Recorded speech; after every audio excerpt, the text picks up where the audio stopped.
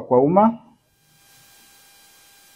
TAKUKURU Mwanza yaokoa zaidi ya shilingi milioni 700 kwenye utoaji wa mikopo ya 10% ya mapato ya ndani ya halmashauri ya jiji la Mwanza.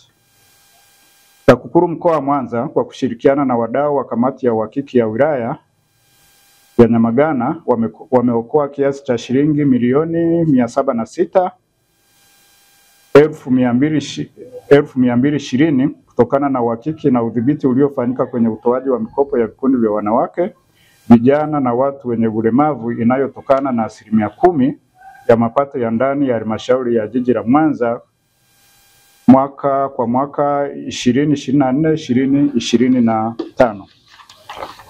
Katika uhakiki huo, vikundi 41 havikukidhi vigezo ambavyo mikopo yake ilikuwa na thamani ya zaidi ya shilingi milioni 700.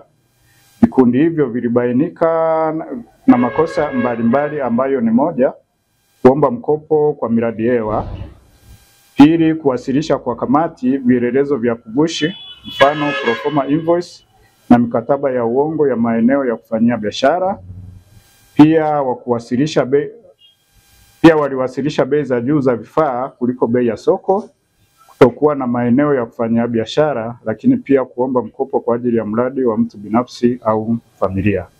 Hivyo TAKUKURU imechukua hatua ya kufanya udhibiti wa kuziba mianya ya rushwa iliyojitokeza ili kusaidia halmashauri ya jiji la Mwanza kutoa mikopo kwa vikundi vilivyokidhi vigezo. Aidha, vikundi 87 vilikidhi vigezo kati ya vikundi 128 vilivyoomba mikopo, ambapo jumla ya shilingi bilioni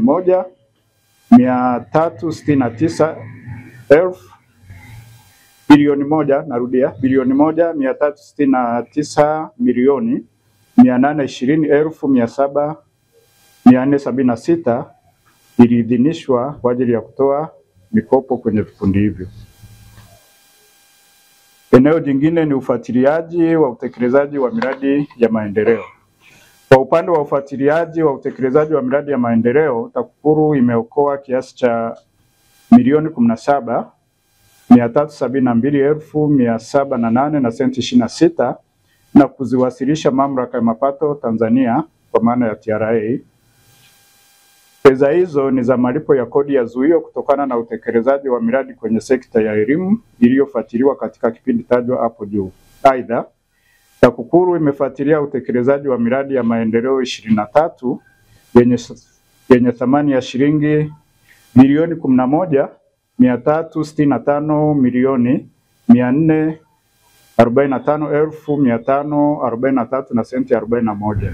Miradi 20 yenye thamani ya bilioni 9,184,158,751 na senti 43 imekutwa na mapungufu madogo na kutoa mapendekezo ya namna bora ya kuboresha miradi hiyo. Kwenye eneo la uelimishaji ni kwamba kutokana na elimu iliyotolewa, wananchi wamepata uelewa wa madhara ya rushwa na makosa ya rushwa. Uelewa huu umesaidia wananchi kufahamu wajibu walionao katika kuzuia vitendo vya rushwa katika maeneo yanayowazunguka, ikiwa ni pamoja na sehemu wanazopata huduma za kijamii, hivyo kupelekea kuongezeka kwa utoaji wa taarifa za vitendo vya rushwa katika ofisi yetu. Eneo la uchunguzi na mashtaka. Ndugu wanahabari, TAKUKURU mkoa wa Mwanza kwa kushirikiana na ofisi ya mkuu wa mkoa wa Mwanza imeokoa kiasi cha milioni 64 ambazo ni malipo ya wachimbaji wadogo wa madini kutoka kwa mwekezaji wa kampuni ya LHT Mining Corporation Limited. Mwekezaji huyu aliingia mkataba na kikundi cha Nyabayombe ambao ni wamiliki wa eneo la mgodi lililopo katika kijiji cha Nyabayombe, wilaya ya Msungwi, ili kuwalipa fidia ya kuwaondoa wamiliki wa maduara katika eneo hilo. Hata hivyo, kampuni ya LHT Mining Corporation Limited ilivunja mkataba wa makubaliano baina yake na kikundi cha Nyabayombe bila ya kufuata taratibu za mkataba, ikiwemo kutohusishwa kwa vikundi, hali ambayo ilipelekea wamiliki wa maduara kutopata stahiki zao. Hivyo TAKUKURU baada ya kuchunguza kwa kina imefanikiwa kuokoa kiasi hicho cha shilingi milioni 64 ambacho kimesaidia wamiliki hao maduara kulipwa stahiki zao. Uchunguzi unaendelea na iwapo utabainika kuwepo kwa makosa ya jinai, wahusika watachukuliwa hatua kwa mujibu wa sheria. Pamoja na mafanikio hayo, katika kipindi cha mwezi Januari hadi Machi 2025, upande wa uchunguzi na mashtaka, taarifa 88 zilipokelewa. Kati ya taarifa hizo taarifa 68 zinahusu rushwa na taarifa 20 hazihusiani na makosa ya rushwa. Taarifa zinazohusu rushwa uchunguzi umeanzishwa na ziko katika hatua mbalimbali za uchunguzi. Utekelezaji wa programu ya TAKUKURU Rafiki. Programu ya TAKUKURU Rafiki imesaidia ukamilishaji wa ujenzi wa matundu 19 ya vyoo katika shule ya msingi Sabasaba iliyopo katika kata ya Ilemela, wilaya ya Ilemela, mkoani Mwanza.